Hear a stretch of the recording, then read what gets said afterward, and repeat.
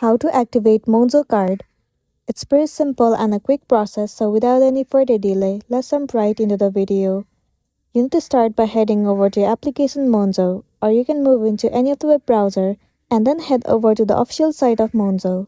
Once you're in this page, you'll need to enter a login credential, as in your email address and the password. Once you have entered, click on Submit. Once you have been logged into your account, it will land you on this homepage. Now what you gotta do is, click on your profile icon at the top left corner of the screen, and then simply move into Settings. Inside Settings, you will see the option of Manage your account. Click on it. It will land you on this page. In this page you can see, it says Activate your card. All you gotta do is, click on it. Enter the details if needed. After that, follow the on-screen process and then your card will be activated. So that's the wrap for this video. If this video helped you, give it a like and check out our next tutorial. Thank you.